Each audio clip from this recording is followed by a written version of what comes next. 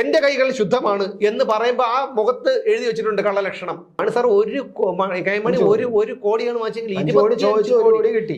ഈ 25 കോടിയിൽ നമ്മുടെ തമ്പ്രാന് കൊടുത്തിട്ട് ബാക്കി എന്തെങ്കിലും ഉണ്ടെങ്കിൽ പാർട്ടി ഫണ്ടിലോട്ട് കൊടുക്കുമായിരിക്കും. തമ്പ്രാനും മരുമാനും കൊടുത്തതിന് ശേഷം ചിലപ്പോൾ അയാളും അറിഞ്ഞു കാണില്ല. അയാൾ പറഞ്ഞു നീ പൊക്കോ, നീ എന്തായാലും ഇവിടുന്ന് കുറച്ച് മാറി നിൽക്കും, ഞങ്ങൾ ഡീൽ ചെയ്തോളാം എന്ന് പറഞ്ഞായിരിക്കണം എം പി രാജേഷിന്റെ കുടുംബത്തിനെ വിട്ടത്. ഞാനൊരു 19 ദിവസവും ഈ കാഴ്ച കണ്ടതാണ്. 19 ദിവസവും ഈ കാഴ്ച. കാരണം അയാൾ പരമദയനീയമാണ് എം ശിവശങ്കറിന്റെ അവസ്ഥ. പിണറായി വിജയന് വേണ്ടി ബലിയാടാകുന്ന ഉദ്യോഗസ്ഥർ ഒരു കാര്യം മനസ്സിലാക്കണം. നിങ്ങളുടെ എല്ലാം സ്ഥാനം കേരളത്തിൽ പല പല ജയിലുകളുണ്ട്.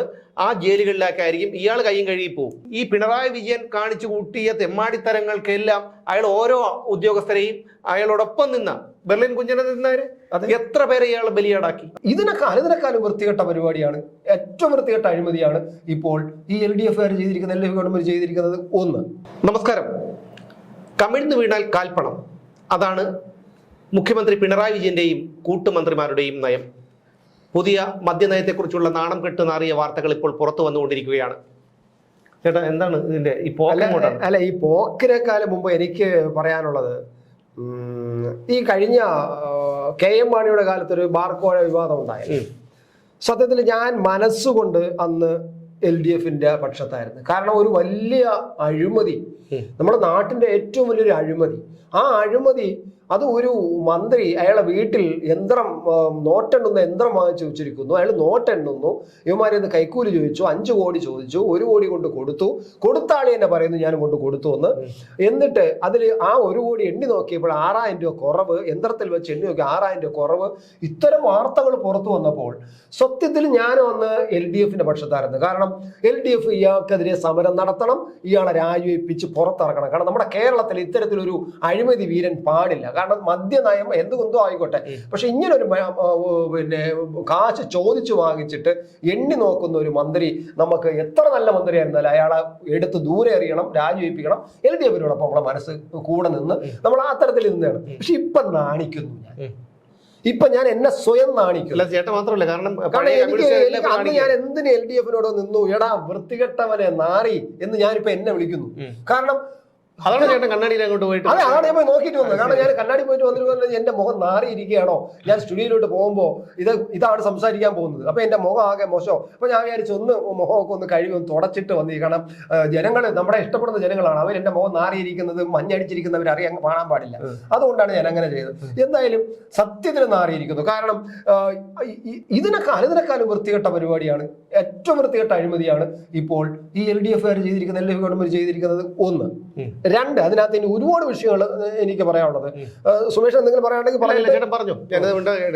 അതായത് 2 എന്ന് പറയുമ്പോൾ, ഒന്ന് ഈ നാറിയ അഴിമതി. കാരണം സുമേഷ് പറഞ്ഞതുപോലെ കമന്ന് വീണാൽ മുക്കാപ്പണം എന്ന് പറയുന്ന ഒരു രീതിയാണ്. അത് ഏത് പദ്ധതി ആയിരുന്നാലും, ഇപ്പോൾ കേരളയിൽ വന്നപ്പോൾ അതാണ്, അതിൽ നിന്നും ഈ റിയൽ എസ്റ്റേറ്റ് മാഫിയയുടെ ഉണ്ടാക്കുക എന്നുള്ളതായിരുന്നു. സ്പ്രിംഗ്ലർ വന്നപ്പോൾ അതായിരുന്നു, സ്വർണ്ണക്കടത്ത് അതായിരുന്നു, K-ഫോൺ അതാണ്.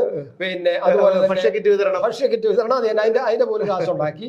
പിന്നെ ആഴക്കടൽ മത്സ്യബന്ധനം, ഇങ്ങനെ തുടങ്ങി കൊണ്ടുവന്ന മുഴുവനും പണം അടിച്ചു വരാനുള്ള, അല്ല കേരളത്തിൽ നല്ലൊരു പദ്ധതി കൊണ്ടുവന്ന് കേരളത്തിന്റെ വികസനം സാധ്യമാകണമെന്നല്ല, പണം അടിച്ചു മാറുക എന്നുള്ളൊരു ലക്ഷ്യം. അപ്പൊ ഞാൻ ഈ പറഞ്ഞ ഈ ഇപ്പോഴത്തെ ബാർക്കോഴ വിവാദം, 2ാമത്തെ ബാർക്കോഴ വിവാദത്തില് ഏറ്റവും ഞാൻ തന്നെ നാണിക്കുന്നു പറയാൻ കാരണം അതാണ്. കാരണം ഈ LDFന്റെ നാണെന്ന് തോന്നുന്നില്ല, അവന്മാർക്ക് ഒരു ഉളുപ്പും തോന്നുന്നില്ല, പക്ഷെ എനിക്ക് ഉളുപ്പ് തോന്നുന്നുണ്ട്. അതുകൊണ്ടാണ് ഞാൻ പറഞ്ഞത്. അപ്പൊ എന്തായാലും നമ്മൾ അന്ന് പിന്നെ മാണിക്കെതിരെ സംസാരിച്ചതും പലരുടെയൊക്കെ മാണിക്കെതിരായിട്ട് ഞാൻ സംസാരിച്ചിട്ടുമുണ്ട്. എനിക്കൊന്നിനെ നമ്മുടെ മാധ്യമത്തിൽ ഞാൻ ഒന്ന് പറഞ്ഞിട്ടുണ്ട് മാണിക്കെതിരെയൊക്കെ. അപ്പൊ അതുകൊണ്ട് എനിക്ക് ഇപ്പം ആ മാണിയോട് ഒരു ക്ഷമ ചോദിക്കണമെന്ന് ആഗ്രഹമുണ്ട്. പക്ഷെ അതിനെക്കാരും വൃത്തിയോട്ടനാണ് ഇപ്പൊ ഒരു അയാൾക്ക് മകൻ വന്നിരിക്കുന്നത്, അയാൾ ഇങ്ങോട്ട് വന്നത്.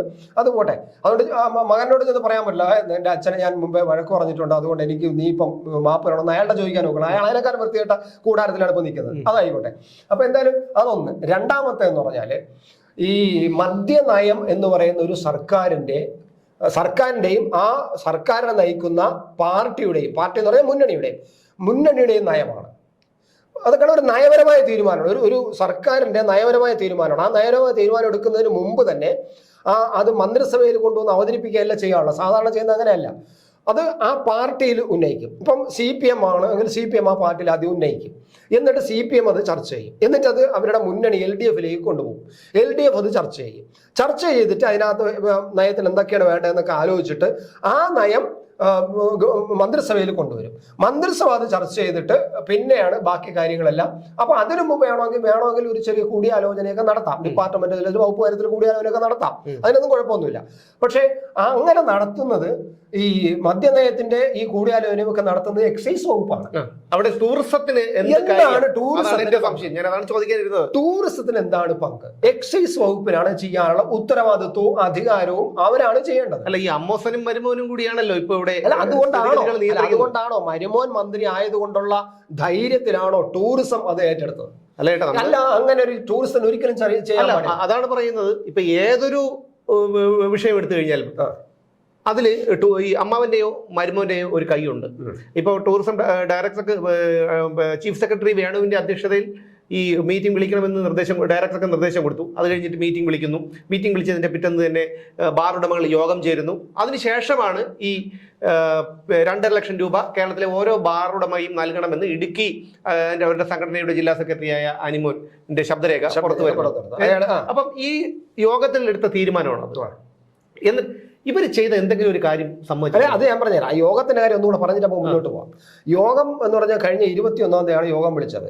യോഗം വിളിച്ച പിന്നെ ഒരു മന്ത്രിസഭയുടെ കൂട്ടുത്തരവാദിത്തം അപ്പാടെ തകർന്ന് കണക്കിനുള്ള അത് ലക്ഷ്യം അല്ലെങ്കിൽ അത് വെളിവാക്കുന്ന തരത്തിലാണ്. ഒന്ന്, എക്സൈസ് വകുപ്പ് ചെയ്യേണ്ട ജോലി എക്സൈസ് വകുപ്പിനെ കൊണ്ട് ചെയ്യിച്ചില്ല. അത് ടൂറിസം വകുപ്പ് ഏറ്റെടുത്തു. ടൂറിസം വകുപ്പ് ഏറ്റെടുത്തത് മരുമോൻ മന്ത്രി ആയതുകൊണ്ടുള്ള ധൈര്യത്തിലായിരിക്കാമെന്ന് നമുക്ക് സംശയിക്കാം. എന്തായാലും അത് ടൂറിസം ഡയറക്ടർക്ക് യോഗം വിളിക്കാൻ അനുവാദം കൊടുക്കുന്നു. ഈ ടൂറിസം ഡയറക്ടർ കഴിഞ്ഞ 21-ാം തീയതി ഉച്ചയ്ക്ക് 2:30 മണിക്ക് യോഗം വിളിക്കുന്നു. യോഗം വിളിച്ചപ്പോൾ ആ യോഗം വിളിക്കാൻ വേണ്ടി യോഗത്തിലേക്ക് ക്ഷണിച്ചത് പിന്നെ ഈ നമ്മുടെ ടൂറിസം ഇൻഫർമേഷൻ ഓഫീസർ ശ്രീകുമാറുണ്ട്. ആ ടൂറിസം ഇൻഫർമേഷൻ ഓഫീസർ ശ്രീകുമാറാണ് എല്ലാവരെയും വിളിച്ചത്. ഈ യോഗത്തിൽ പങ്കെടുക്കണം, സർക്കാർ നിർദ്ദേശപ്രകാരം മദ്യനയം ചർച്ച ചെയ്യുന്നതിന് വേണ്ടിയാണ്, ടൂറിസവുമായിട്ട് ബന്ധപ്പെട്ടാണെങ്കിലും മദ്യനയം ചർച്ച ചെയ്യുന്നതിന് വേണ്ടിയിട്ടാണ് യോഗം വിളിക്കുന്നത്, നിങ്ങളെല്ലാവരും എത്തണം. ഇതാണ് ഈ പിന്നെ ടൂറിസം ഇൻഫർമേഷൻ ഓഫീസർ ശ്രീകുമാർ എല്ലാവരെയും വിളിച്ചു പറഞ്ഞത്. അത് അങ്ങനെ തന്നെയാണ് പറഞ്ഞത്. അത് കഴിഞ്ഞിട്ട് ഒരു യോഗം കൂടുന്നു. യോഗം കൂടി ആ യോഗത്തിൽ ഏറ്റവും അധികം ചർച്ച ചെയ്തത് ഈ ഡ്രൈ ഡേ എങ്ങനെ വേണ്ടാന്ന് വെക്കാം, അതിന്റെ ഗുണദോഷങ്ങൾ, ആ വിഷയമാണ് ഒരുപാട് ചർച്ച ചെയ്തത്. രണ്ടാമത് ചർച്ച ചെയ്തത് സമയം നീട്ടുന്നതിനെ കുറിച്ച്, അത് ബാറുകളുടെ ടൈം നീട്ടുന്നതിനെ കുറിച്ച് ചർച്ച ചെയ്തു. പിന്നെ നമ്മുടെ ടൂറിസം മേഖലയിൽ കൂടുതൽ ആൾക്കാർ എത്തുന്നതിന് വേണ്ടിയിട്ട് ഈ നമുക്ക് വീര്യം കുറഞ്ഞ മദ്യങ്ങൾ ഉണ്ടാക്കുന്നതിനെ കുറിച്ചും അതെല്ലാം കാര്യവും ചർച്ച ചെയ്തു. അപ്പൊ അങ്ങനെ ചർച്ച ചെയ്തിട്ട് ഈ ചർച്ച ചെയ്തതിന്റെ റിപ്പോർട്ട് ഈ KTDC അതായത് കേരള ടൂറിസം ഡെവലപ്മെന്റ് കോർപ്പറേഷൻ ഉണ്ടല്ലോ, അതിന്റെ മാനേജിംഗ് ഡയറക്ടർ എല്ലാം രേഖപ്പെടുത്തുകയും അത് റിപ്പോർട്ടായി ഗവൺമെന്റ് കൊടുക്കുമെന്ന് അവിടെ യോഗത്തിൽ വെച്ച് പ്രഖ്യാപിക്കുകയും ചെയ്തു. മനസ്സിലായില്ലേ? ആ യോഗമാണ് ഈ മന്ത്രിമാർ രണ്ടും പറയുന്നത് അറിഞ്ഞിട്ടില്ലെങ്കിൽ മന്ത്രിമാർക്ക് പറ്റിയ പണി വേറെയാണ് രാജ്യം. അവിടെയാണ് ഞാൻ പറയാൻ പോകുന്നത്. അതായത് മന്ത്രിമാർ അറിഞ്ഞിട്ടില്ല എന്ന് പറയുമ്പോൾ കൃത്യമായിട്ടും നമുക്ക് പറയാനുള്ള, ഇപ്പം സുമേഷ് പറയുന്ന പോലെയാണ്, മന്ത്രി അറിഞ്ഞില്ല ഒരു നയപരമായ തീരുമാനം എടുക്കാൻ, അല്ലെങ്കിൽ നയപര തീരുമാനമല്ല പോട്ടെ, നയപരമായ കാര്യം പരിശോധിക്കാൻ വേണ്ടി ചർച്ച ചെയ്യാൻ വേണ്ടിയിട്ട് ഒരു പിന്നെ ഡിപ്പാർട്ട്മെന്റ് മേലധികാരി അല്ലെങ്കിൽ ഒരു IAS കാരൻ യോഗം വിളിച്ചു കൂട്ടി അത് ഞാൻ അറിഞ്ഞില്ല എന്ന് മന്ത്രി പറയുന്നെങ്കിൽ ഈ മന്ത്രിക്ക് മറ്റേ പണിക്ക് പോകുന്നതാണ് നല്ലതെന്നാണ് എനിക്ക് തോന്നുന്നത്. അയാൾ എന്തിനാ അവിടെ ഇരിക്കരുത്? അയാൾക്ക് കഴിവില്ല, സ്വയം വിളിച്ചു കഴിവില്ല, സ്വയം വിളിച്ചു പറഞ്ഞു. എന്റെ ഡിപ്പാർട്ട്മെന്റ് ഒരു യോഗം അത് നയപരമായ തീരുമാനം എടുത്തു, വന്നില്ല എന്ന് പറഞ്ഞ് ആ മന്ത്രി സ്വയം വിളിച്ചു പറയാൻ എനിക്ക് കഴിവില്ല, ഞാൻ അറിഞ്ഞില്ല. ഇത് പോട്ടെ, ഇത് ഈ മരുമകൻ മന്ത്രിയും അമ്മാച്ചന് പഠിക്കുകയാണ്. കാരണം കൂടെ നിൽക്കുന്നവരെ ബലിയാടാക്കുന്ന ഒരു രീതിയാണ് അമ്മാച്ചനുള്ളത്, പിണറായി വിജയനുള്ളത്.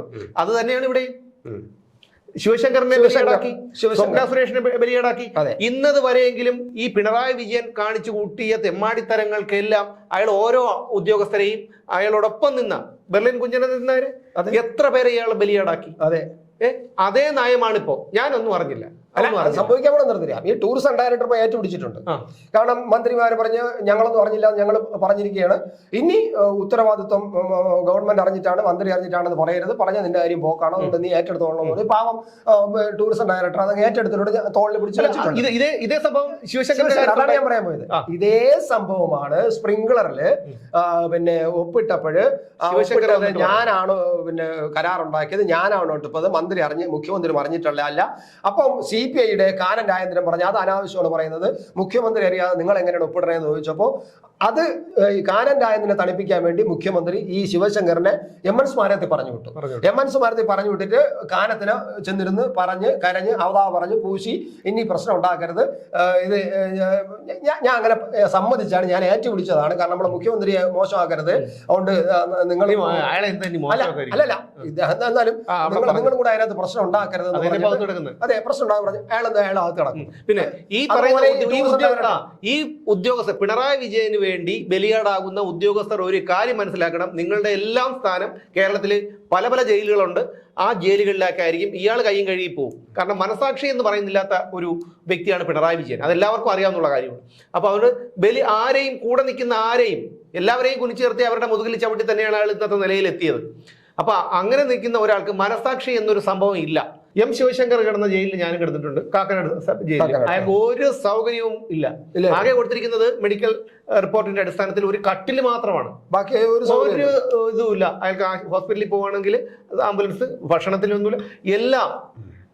പിന്നെ ഭക്ഷണം കൊണ്ടുവന്ന് കൊടുക്കും അവിടെയുള്ള സഹായികൾ, ഉദ്യോഗസ്ഥരല്ല, ഇവിടെ ഒരു റൂമിൽ ഒരു ആൾക്കാർ കാണുമല്ലോ, അങ്ങനെ കൊണ്ടു കൊടുക്കും. ഞാനൊരു 19 ദിവസവും ഈ കാഴ്ച കണ്ടതാണ്. 19 ദിവസവും ഈ കാഴ്ച. കാരണം അയാൾ പരമദയനീയമാണ് M. ശിവശങ്കറിന്റെ അവസ്ഥ.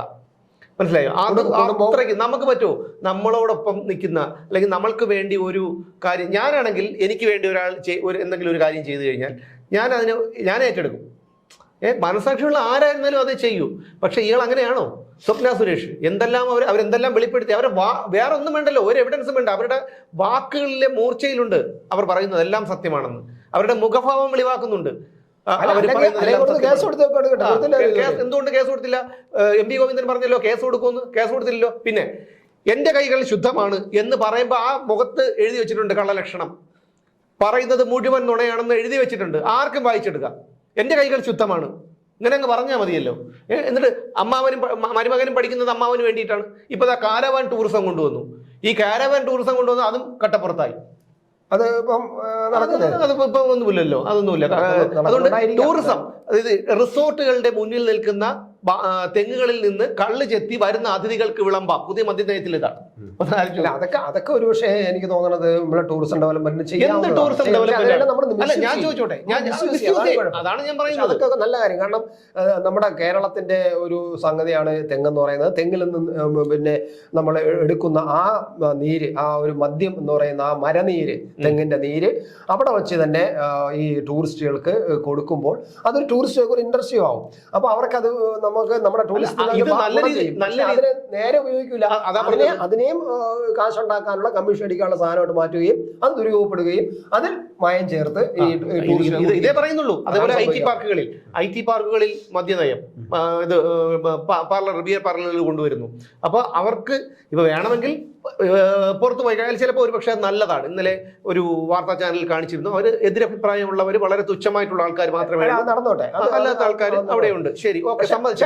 പക്ഷേ അവിടെ പ്രശ്നം എന്ന് പറഞ്ഞാൽ ഇവരുടെ നയം ഒരു ബാർ പോലും പുതുതായിട്ട് തുറക്കില്ല, സ്കൂൾ അവിടെയാണ്. അതാണ് ഞാൻ പറഞ്ഞത്. അതാണ് LDF സർക്കാർ ഈ 2016 ഈ പിണറായി വിജയൻ അധികാരത്തിൽ വന്ന തെരഞ്ഞെടുപ്പിന്റെ പരസ്യവാചകതായിരുന്നു സ്കൂളുകൾ തുറക്കും, ബാറുകൾ പൂട്ടും എന്നായിരുന്നു. ഒന്നാം പിണറായി സർക്കാരിന്റെ കാലത്ത് തുറന്നു കൊടുത്തത് 547 പുതിയ ബാറുകളും ബീവറേജ് ഔട്ട്ലെറ്റുകളുമാണ്. എന്നിട്ട് ഇപ്പൊ അവർ തന്നെ ഇത് ചെയ്യുമ്പോഴാണ് നമ്മൾ ചോദ്യം ചെയ്യുന്നത്. അത്രേ ഉള്ളൂ. ഇപ്പൊ ശരി, ഞങ്ങള് ഇപ്പൊ നരേന്ദ്രമോദി ഒക്കെ അല്ലെങ്കിൽ BJP സർക്കാർ അധികാരത്തിൽ വന്നപ്പോ അവർ പറഞ്ഞിരുന്നു ഞങ്ങളിവിടെ രാമക്ഷേത്രം പണിയും. അവർ പണിഞ്ഞു, അതുകൊണ്ട് അവരെ നമുക്ക് ചോദ്യം ചെയ്യാനില്ല. പണിഞ്ഞു, അവരത് തെരഞ്ഞെടുപ്പിൽ എടുത്തു കാണിക്കുകയും ചെയ്യുന്നുണ്ടല്ലോ. ഞങ്ങൾ ചെയ്തിട്ടില്ലെന്നോ, അവർ വേറെ ഒന്നും ന്യായീകരിച്ചിട്ടില്ലല്ലോ. അതെ, ഇത് അങ്ങനെയല്ല, ചെയ്യില്ല എന്ന് പറഞ്ഞ സാധനം ചെയ്തു എന്നിട്ട് ഞങ്ങൾ അറിഞ്ഞില്ലേ അത് വകുപ്പുകാർ ചെയ്തതാണെന്ന് പറഞ്ഞാൽ എന്തൊരു അല്ല. അതിൽ ഉദ്യോഗസ്ഥരെ ബലിയാടാക്കുന്ന സ്വഭാവമാണ് ഇവന്മാർക്ക്. പിന്നെ MP രാജേഷ് ഈ പറയുന്നത് പോലെ കുറച്ചൊരു മാന്യത ഉള്ള ഒരു വ്യക്തിയാണ്. അദ്ദേഹത്തെ കുറിച്ച് അങ്ങനെ വലിയൊരു ഇതൊന്നും കേട്ടിട്ട് മനസ്സിലായില്ല. അല്ലല്ല, വേറെ കാര്യമുണ്ട്. ചിലപ്പോ അയാളും അറിഞ്ഞു കാണില്ല. അയാൾ പറഞ്ഞു നീ പൊക്കോ, നീ എന്തായാലും ഇവിടുന്ന് കുറച്ച് മാറി നിൽക്കും, ഞങ്ങൾ ഡീൽ ചെയ്തോളാം എന്ന് പറഞ്ഞായിരിക്കണം MP രാജേഷിന്റെ കുടുംബത്തിനെ വിട്ടത്. കാരണം MP രാജേഷൊക്കെ കുറച്ച് മാന്യതയുള്ള ആളാണ് MP രാജേഷൊക്കെ. അപ്പൊ അവരൊന്നും ഈ ഗുണ്ടായുസത്തിന്റെ ഭാഷയൊന്നും അദ്ദേഹം സംസാരിക്കണ ഇതുവരെ കണ്ടിട്ടില്ല. ഗുണ്ടായുസം കാണിക്കില്ല, പക്ഷേ ഈ അഴിമതിയുടെ കാര്യത്തിൽ ഒന്ന് മൗനിയായി മാറി ചിലപ്പം അദ്ദേഹം പോലും അറിയില്ല. കാരണം അമ്മാച്ചനും മരുമോനും കൂടെ ആണല്ലോ ഇവിടുത്തെ എല്ലാ വകുപ്പും. ഇയാൾക്ക് അഴിമതി കാണിക്കണമെന്നില്ല, ഇയാൾക്ക് അതിൽ നിന്ന് പൈസ ഉണ്ടാക്കണമെന്നില്ല. അപ്പോ അയാളെ വകുപ്പ് ഒന്ന് അയാളൊന്നും മിണ്ടാതിരുന്നാൽ മതിയല്ലോ. ആ വകുപ്പിനെ കൊണ്ട് ചെയ്യിപ്പിച്ച് എടുക്കേണ്ടത് എല്ലാം ചെയ്യും. കാരണം എം പി രാജേഷ് ഉത്തരം പറയേണ്ട കാര്യമില്ല. ചിലപ്പോൾ അദ്ദേഹത്തിന് ഉത്തരം എം പി രാജേഷ് മണ്ടേ തന്നെ വരും. എക്സൈസ് വകുപ്പാണ് കൈകാര്യം ചെയ്യുന്നത്. എന്ത് പിന്നെ വേറൊരു കാര്യമുണ്ട്, കർമ്മഫലം എന്ന് പറയുന്ന സംഭവം ഉണ്ടല്ലോ. അതുപോലെ ചിലപ്പോ ഈ പല പിന്നെ അഴിമതികളിൽ നിന്നും പല കേസുകളിൽ നിന്നും വഴുതി ഇവിടം വരെ എത്തി. ഇനി ഈ പറഞ്ഞതുപോലെ മദ്യനയ കേസിലും കൂടെ എന്തെങ്കിലുമൊക്കെ എന്ത് വരാന് അതിൽ ഒന്നും സംഭവിക്കാനൊന്നും എല്ലാം കൈയൊഴിഞ്ഞ് നമ്മുടെ ശിവശങ്കറിനെ ഏൽപ്പിച്ചതുപോലെ അദ്ദേഹം സ്പ്രിംഗ്ലർ ഒന്നും അറിഞ്ഞില്ല, എനിക്കും അറിഞ്ഞൂടാ, അങ്ങനെ ഒരു സാധനവും കേട്ടില്ല, അങ്ങനെ ഒരു വാക്കും ഞാൻ കേട്ടില്ല, എൻ്റെ മകൾക്ക് അതൊരു ബന്ധമില്ല, പിന്നെ എൻ്റെ പ്രൈവറ്റ് സെക്രട്ടറിക്ക് എന്തോ താല്പര്യം ഉള്ളത് കൊണ്ട് അങ്ങനെ അത് കരാറുണ്ടാക്കി അയാൾ ഒപ്പിടിച്ചു, ഞാനൊന്നും അറിഞ്ഞില്ല. എല്ലാവരെയും ബലിയാടാക്കുക എന്നുള്ളതാണ്. അല്ല, ഇതിപ്പോ അമ്മാവനും മരുമകനും കൂടിയാണ് ഈ കാര്യങ്ങൾ ചെയ്തത്. കാരണം ഇനി ചെങ്കോലിന് മരുമകന് കൈമാറാനുള്ളൊരു തയ്യാറെടുപ്പാണല്ലോ ഇപ്പൊ നടത്തിക്കൊണ്ടിരിക്കുന്നത്. കാരണം എല്ലാ മന്ത്രിമാരും ഇപ്പൊ ഏതെങ്കിലും മന്ത്രിമാർ വാർത്തകൾ കാണുന്നുണ്ടോ? ആരോഗ്യ മേഖല മൊത്തം തകർന്ന് തരിപ്പണമായി കിടക്കുന്നു. ഇപ്പൊ ഇന്നലെ വലിയൊരു കാര്യം നമ്മുടെ ആരോഗ്യമന്ത്രി ചെയ്തു. അതിന് നമ്മുടെ അമ്മത്തൊട്ടിൽ വന്ന കുഞ്ഞുങ്ങളെ 600 വന്ന കുഞ്ഞിനെ അല്ല പേരിട്ടതല്ല, ആ ജീവനക്കാരിട്ടത്, അവർക്ക് 2 കുട്ടികൾക്ക് ചോറ് കൊടുത്തു. അതൊരു വലിയ കാര്യമാണ്. കാരണം ആരോഗ്യരംഗം കിടക്കുമ്പോൾ നമുക്ക് അതൊക്കെ വേണമല്ലോ. അപ്പൊ അത് ഉന്നത വിദ്യാഭ്യാസ മന്ത്രിയെ കുറിച്ച് ഇപ്പൊ കേൾക്കാനേ ഇല്ല. ആർ ബിന്ദു അല്ലെങ്കിൽ വിദ്യാഭ്യാസ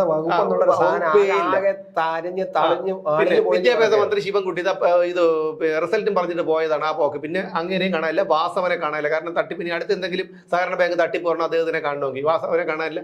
പിന്നെ ക്യാബി ഗണേഷ് കുമാർ ഇപ്പൊ ബസ് വാങ്ങിച്ചിട്ട് മെനഞ്ഞാന്തം കണ്ട് കയറി ഇരുന്ന്, അത് പുള്ളിയുടെ സ്ഥിരം അടവാണല്ലോ, ഒന്ന് പബ്ലിസിറ്റി സ്റ്റണ്ട് അദ്ദേഹത്തിന്റെ ഒരു അടവാണ്. പിന്നെയുള്ള ആരാണ്? അമ്മാച്ചനും മരുമോനും മാത്രമേ ഉള്ളൂ ഇപ്പം കേരളത്തിലെ. പിന്നെ ചോദിച്ചു കഴിഞ്ഞാൽ അമ്മാച്ചന്റെയും മരുമോന്റെയും മോൻ മാത്രമേ ഉള്ളൂ കേരളത്തിലെ മന്ത്രിമാരുടെ കൂട്ടത്തിൽ. മരുമോനൊരു വിഷമമുണ്ട്. കാരണം മറ്റു മന്ത്രിമാരൊന്നും പിണറായി വിജയനെതിരായിട്ട് ആരോപണങ്ങൾ വരുമ്പോൾ മറ്റു CPM മന്ത്രിമാരൊന്നും എടുക്കുന്നില്ല, അതിന് ഏറ്റുപിടിക്കുന്നില്ല, അതിന് മറുപടി കൊടുക്കുന്നില്ല എന്ന് സങ്കടം ഇദ്ദേഹത്തിനുണ്ട്. ഇദ്ദേഹം പാർട്ടി പിന്നെ സംസ്ഥാന കമ്മിറ്റിയിലെ ഒരു വിഷയം ഇപ്പം പറഞ്ഞതാണല്ലോ, സംസ്ഥാന കമ്മിറ്റിയിൽ അവതരിപ്പിച്ചു. ഇദ്ദേഹം തന്നെ പിന്നെ മുഖ്യമന്ത്രിക്കെതിരെ ആരോപണങ്ങളും ആക്രമണങ്ങളും ആക്ഷേപങ്ങളും വരുമ്പോൾ നമ്മുടെ മന്ത്രിമാർ, പാർട്ടി മന്ത്രിമാർ പോലും അത് ഏറ്റുപിടിക്കുന്നില്ല, സങ്കടകരമാണ് എന്ന് മരുവൻ പറയും.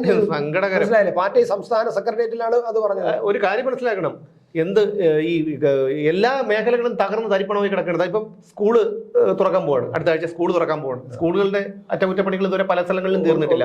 അധ്യാപകരുടെ 50ഓളം പ്രധാനാധ്യാപകരുടെ ഒഴിവുണ്ടെന്നാണ് ഇന്നലെ വാർത്തകളിൽ കണ്ടത്. അപ്പം ഒന്നും അറിയേണ്ട കാര്യമില്ല, ഞങ്ങൾക്ക് ധൂർത്തടിക്കണം. കാരണം കമ്മ്യൂണിസം അവസാനിക്കാറായി എന്നുള്ള കാര്യം ഇവർ മനസ്സിലാക്കിയിരിക്കുകയാണ്. അവർ ബുദ്ധിമാന്മാരാണല്ലോ, അവർ മനസ്സിലാക്കിയിരിക്കുകയാണ് കമ്മ്യൂണിസ്റ്റ്. ഇനി അടി കിട്ടേണ്ടത് ഇവിടെ നിന്നുള്ള ഈ കിടന്ന് സാധാരണ ഇപ്പോൾ എന്നെ കുറച്ചു മുമ്പ് ഒരാൾ വിളിച്ചിട്ട് അവർ ഇത് തന്നെയാണ് പറഞ്ഞത്. അവർ കമ്മ്യൂണിസ്റ്റുകാരായിരുന്നു. അവർ കമ്മ്യൂണിസ്റ്റുകാരായിട്ട് അവർ പറഞ്ഞു, മക്കളെ ഇവിടെ ജീവിക്കാൻ പറ്റില്ല, കാരണം അവരെ എതിർത്ത് കഴിഞ്ഞാൽ ഞങ്ങൾക്ക് ഇവിടെ ജീവിക്കാൻ പറ്റില്ല എന്ന് പറഞ്ഞു. പിന്നെ ഞങ്ങൾ ഇവിടെ ഉള്ള ഒരു 10-20ഓളം പേര് വോട്ടിടാൻ പോയത്. കാരണം ഇവർ വണ്ടി കൊണ്ടുവന്നിട്ട് വണ്ടി കൂടെ കയറി പോയിട്ട് 10-20ഓളം പേര് വോട്ടിട്ടത് താമരയ്ക്കത്ത്. അവർ പറഞ്ഞത്.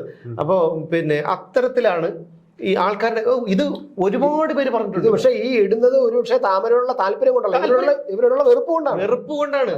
താല്പര്യം. കാരണം അവർക്കറിയാം, അല്ല ഇപ്പം അവരിപ്പോ താമരയാണെന്ന് പറഞ്ഞു കഴിഞ്ഞാൽ അവർ ആദ്യം കാണുന്നത് നരേന്ദ്രമോദിയാണ്, അല്ലാതെ വേറെ ഒരു നേതാവിനെയും ആരും കാണുന്നില്ല. ബിജെപിയുടെ ഒരു നേതാവിനെയും കാണുന്നില്ല. പ്രത്യേകിച്ച് കേരളത്തിലെ ആളുകൾക്ക് താല്പര്യമില്ല. ബിജെപി നരേന്ദ്രമോദിയെ തന്നെയാണ് അവർ കാണുന്നത്, അല്ലാതെ ആരെങ്കിലും ഇത് കാണുന്നില്ല. പക്ഷെ ഈ അവസ്ഥയിൽ കേരളം മുന്നോട്ട് പോയിക്കൊണ്ടിരിക്കുകയാണ്. എന്ത് ചെയ്യും? ഒന്നും ചെയ്യാൻ പറ്റുന്നില്ല. അവിടെ മദ്യനയം ഒന്ന് ആലോചിച്ച് നോക്കൂ. ഇപ്പൊ പോലും മദ്യത്തിന് കൊള്ളവിലയാണ് വാങ്ങുന്നത്. അതുകൊണ്ടാണ് പലരും മറ്റു വഴികൾ തേടി പോകുന്നത്. കഞ്ചാവും MDMA പിടിക്കാത്ത എത്ര ദിവസം ഉള്ളത്? എത്ര പേരാണ് ഇവിടെ ഈ മയക്കുമരുന്ന് ഉപയോഗിച്ചുള്ള എത്ര കൊലപാതകങ്ങൾ നടന്നു ഇവിടെ? ഇപ്പൊ അതൊന്നും കണ്ടിട്ടില്ല. പോലീസ് നിഷ്ക്രിയമാണ്. പോലീസ് ഒന്നും കണ്ടിട്ടില്ല. പോലീസിന് ഒന്നും ചെയ്യാൻ പറ്റില്ല. പോലീസിന്റെ കൈ കെട്ടിയിരിക്കുകയാണ്. നല്ലൊരു പിന്നെ സംസ്ഥാനത്ത് നല്ലൊരു പോലീസ് മേധാവി ഉള്ളത് കൊണ്ട് മാത്രം നല്ലൊരു മനുഷ്യനാണ് കേട്ടോ അദ്ദേഹം. എന്ന് വെച്ച് കഴിഞ്ഞാൽ ഒരു ശല്യം ആർക്കുമില്ല. അപ്പൊ അങ്ങനെയുള്ളൊരു മനുഷ്യനാണ്. പുറത്തും കാണില്ല അദ്ദേഹത്തിന്. അതാണ്. അപ്പൊ ആ രീതിയിലാണ് ആരുടെയും ജീവൻ പോലും സുരക്ഷിതമല്ലാത്തൊരു സ്ഥലത്ത് വീണ്ടും മദ്യനയം മാറ്റി ബാറുകൾ വീണ്ടും 12 മണി വരെ തുറക്കുകയും പിന്നെ ഡ്രൈ ഡേ കൊണ്ടൊന്നും കാര്യമൊന്നുമില്ല. കാരണം ഈ പറഞ്ഞതിൽ അവർ സ്റ്റോക്ക് ചെയ്യും, നേരത്തെ വാങ്ങിച്ച് കൂടിയ മരുന്ന് സ്റ്റോക്ക് ചെയ്യും. അതുകൊണ്ട് ഒരു കാര്യമുണ്ടെന്ന് എനിക്ക് തോന്നുന്നില്ല. അതൊക്കെ ഒരുതരം വികലമായ പരിഷ്കാരമായിരുന്നു. പോട്ടെ, വികലമായ കാരണം കുടിക്കുന്നവൻ എവിടെ പോയാലും കുടിക്കും. അല്ലെങ്കിൽ അവനറിയാം 1-ാം തീയതി പിന്നെ എന്തൊക്കെ മറന്നു കഴിഞ്ഞാലും പിറ്റേന്ന് ഈ ഡ്രൈ ഡേ ആണെന്നുള്ള കാര്യം മറക്കില്ല. എത്ര അൾഷിമേഴ്സ് ബാധിച്ച കുടിയാണെങ്കിലും മറക്കില്ല, നേരത്തെ വാങ്ങിച്ചു വാങ്ങി വയ്ക്കും. പോരാത്തതിന് അമിത വില കൊടുത്ത് വാങ്ങിക്കും, അമിത വില കൊടുത്ത് വാങ്ങിച്ചു വയ്ക്കും. അപ്പൊ അതുകൊണ്ട് അവർക്ക് ആ ഡ്രൈ ഡേ അനാവശ്യം തന്നെയാണ്. പക്ഷെ അത് CPM ചെയ്യുമ്പോഴാണ്. കാരണം മദ്യത്തിനെതിരെ നടപടിയെടുക്കും, ഘട്ടം ഘട്ടമായി മദ്യം നടപ്പിലാക്കും. ആദ്യം പറഞ്ഞത് എന്താണ്, പിന്നെ ബാറുകൾ പൂട്ടും, സ്കൂളുകൾ തുറക്കും. അധികാരത്തിൽ വന്നത് ഘട്ടം ഘട്ടമായി മദ്യത്തിൽ നിയന്ത്രണം വരുത്തും. കള്ളം പറയുന്നവരെ തിരിച്ചറിയണം. പാവം മരിച്ചുപോയി നമ്മുടെ KPC ലളിത, അവരെ വന്നിന്ന് നമ്മളെ പറഞ്ഞപ്പോൾ നമ്മളെല്ലാതെ വിശ്വസിച്ചു, ശരിയാണ്, കള്ളം പറയുന്നവരെ തിരിച്ചറിയണം എന്നൊക്കെ പറയുമ്പോൾ ജനങ്ങൾ കേരളത്തിന് അപ്പം വിശ്വസിച്ചു. കാരണം പറയുന്നത് പിന്നെ KPC ലളിതയാണ്. KPC ലളിത കേരളത്തിലെ ജനങ്ങൾക്കെല്ലാം രാഷ്ട്രീയ ഭേദമന്യേ ഒന്നുമില്ലാതെ താല്പര്യമാണ്, ഇഷ്ടമാണ്. അതുകൊണ്ട് അവരെ കൊണ്ടാണ് പറയിപ്പിച്ചത്. എന്നിട്ട് ഇപ്പൊ കള്ളത്തരം മൊത്തം കാണിക്കുന്നത്, കള്ളം പറയുകയല്ല, കള്ളത്തരം മൊത്തം കാണിച്ചുകൊണ്ടിരിക്കുന്നത് ഇവരാണ്. പാവം ഇന്ന് KPC ലളിത ഉണ്ടായിരുന്നെങ്കിൽ ചങ്ക് പൊട്ടി മരിച്ചു. അവർക്കൊന്നും ഒരു കുഴപ്പമില്ല. അവർക്ക് അതുകൊണ്ടാണല്ലോ അവർക്ക് പിന്നെ സംഗീത നാടക അക്കാദമി ചെയർപേഴ്സൺ സ്ഥാനം തന്നെ. പക്ഷെ ഇന്ന് ജീവിച്ചിരുന്നെങ്കിൽ ഞാൻ അന്നതൊക്കെ എന്നെ കൊണ്ട് പറയിപ്പിച്ചല്ലോ. ഈ പാർട്ടിയിൽ നിൽക്കുന്നവർക്കെല്ലാം ഈ പാർട്ടിയെ കുറിച്ച് അറിയാം. ഈ പാർട്ടിയിൽ നിന്ന് ആനുകൂല്യങ്ങൾ നേടാൻ വേണ്ടി മാത്രമാണ് നിൽക്കുന്നത്. മുകേഷിനൊക്കെ ജീവിക്കാൻ വഴിയില്ലാത്തതുകൊണ്ടാണോ? നല്ലൊരു തൊഴിലറിയാം. കൂടുതൽ ആളുകൾ വെറുക്കുന്നതേ ഉള്ളൂ. അയാളെ പാവത്തിനിപ്പോ മന്ത്രിയാവണമെന്ന് ആഗ്രഹമുണ്ട്. മന്ത്രിയാവണമെന്ന് ആഗ്രഹമുണ്ടെന്ന് മുകേഷ് ഒരു MLA ആയിട്ട് ആ അണ്ടിയാപ്പീസിലെ പെണ്ണുങ്ങൾ തള്ളിവിട്ടത് അറിയാം. അപ്പൊ അവിടെ കാണാനില്ല. പിന്നെ രമേഷ് കുമാർ, അധികാരം എന്ന് പറഞ്ഞാൽ ഒരു ഭ്രാന്തല്ലേ ഈ പറഞ്ഞ കണക്ക്. ഇതുപോലെ കേരളത്തിൽ ഇനിയും മദ്യം ഒഴുകട്ടെ. കാരണം ലഹരി മൂത്ത് സ്ഥലകാല ബോധമില്ലാതെ വിവരവും വെള്ളിയാഴ്ചയും ഇല്ലാത്ത ഒരു തലമുറയാണ് യുവമാർക്ക് ആവശ്യം. മനസ്സിലായോ? അപ്പൊ അതുകൊണ്ട് ഇതിലൊന്നും നമ്മൾ അത്ഭുതപ്പെടേണ്ടതില്ല. എനിക്ക് തോന്നുന്നു ഈ KM മാണിയോട് മാപ്പ് ചോദിക്കാൻ വേണ്ടി ആയിരിക്കും ഞങ്ങൾ ഇതിനേക്കാൾ അപ്പുറം ചെയ്യാൻ പോവുകയാണ് എന്ന് പറഞ്ഞ് മുൻകൂട്ടി മോനെ വിളിച്ചു കൂടെ കൊണ്ടുവന്ന് മടിയിൽ ഇരുത്തിയത്. മോനെ പാർട്ടിയുടെ മടിയിലിരുത്തിയത് ജോസ് കെ മാണിയെ പോലെ ഒരു മകനെ ജന്മം നൽകിയതിൽ മാണി സാറിന്റെ ആത്മാവ് എന്തായാലും ഇപ്പൊ ആനന്ദിക്കുന്നുണ്ടാവും, പരലോകത്തിരുന്നായിട്ടായാലും. അപ്പോൾ എന്തായാലും ഈ പിന്നെ ഒരുവിധം വിവരവും വെള്ളിയാഴ്ചയും വിദ്യാഭ്യാസവും ഉള്ളവരെല്ലാം ഇവിടെ നിന്ന് പോയി, സ്ഥലം വിട്ടു പോയി. അവരെല്ലാവരും ചെറുപ്പക്കാർ, വലിയൊരു തലമുറ, വലിയൊരു വിഭാഗം ശതമാനം യുവതലമുറ അന്യരാജ്യങ്ങളിലേക്ക് ചേക്കേറി കഴിഞ്ഞിരിക്കുന്നു. ആൾക്കാർ അവരാരും ഇങ്ങോട്ട് വരാൻ താല്പര്യപ്പെടുന്നില്ല. പിന്നെ ഉള്ളത് വേറെ ഒരു നിവൃത്തിയും പരഗതിയും ഇല്ലാത്ത കുറേ ആളുകളാണ് ഇവിടെ കേരളത്തിൽ അവശേഷിക്കുന്നത്. പിന്നെയുള്ള കുറച്ച് മുതലാളിമാരും. അപ്പോൾ ഈ അവശേഷിക്കുന്ന അവർക്കൊന്നും സംഭവിക്കാൻ പോകുന്നില്ല. പക്ഷേ ഈ സാധാരണ കൂലിപ്പണി എടുത്ത് ജീവിക്കുന്ന അല്ലെങ്കിൽ സാധാരണ ഇടത്തരക്കാരായ കുടുംബങ്ങളെ ഈ മദ്യനയം ഇങ്ങനെ മദ്യം ഒഴുക്കുന്നത് വലിയ രീതിയിൽ ദോഷം ചെയ്യുമെന്ന് മാത്രമല്ല, ഈ മയക്കുമരുന്നിൻ്റെ ഉപയോഗം കൂടും. അതുപോലെ ഒരു ബോധവുമില്ലാത്തൊരു തലമുറയെ സൃഷ്ടിച്ചെടുത്ത് ഇനിയും ഇവിടെ തന്നെ കടിച്ചു തൂങ്ങി കിടക്കാനുള്ള ശ്രമങ്ങളാണ് ഇവർ നടത്തിക്കൊണ്ടിരിക്കുന്നത്. പിന്നെ ഈ പറഞ്ഞതുപോലെ കോടിക്കണക്കിന് രൂപ, 25 കോടി രൂപ, മാണി സാർ കൈമണി ഒരു കോടിയാണ് വാങ്ങിച്ചെങ്കിൽ 25 കോടിയിൽ നമ്മുടെ തമ്പ്രാന് കൊടുത്തിട്ട് ബാക്കി എന്തെങ്കിലും ഉണ്ടെങ്കിൽ പാർട്ടി ഫണ്ടിലോട്ട് കൊടുക്കുമായിരിക്കും, തമ്പ്രാനും മരുമാനും കൊടുത്തതിന് ശേഷം. ഇതൊന്നും പറഞ്ഞിട്ട് കാര്യമില്ല. കേരളത്തിലെ ജനങ്ങൾ ഇതെല്ലാം ഒന്ന് മനസ്സിൽ വെച്ചിരിക്കണം. അത്രേ പറയാനുള്ളൂ. ഇനി ഇതിൽ കൂടുതൽ എന്ത് പറയാനാണ്? വീണ്ടും കാണാം.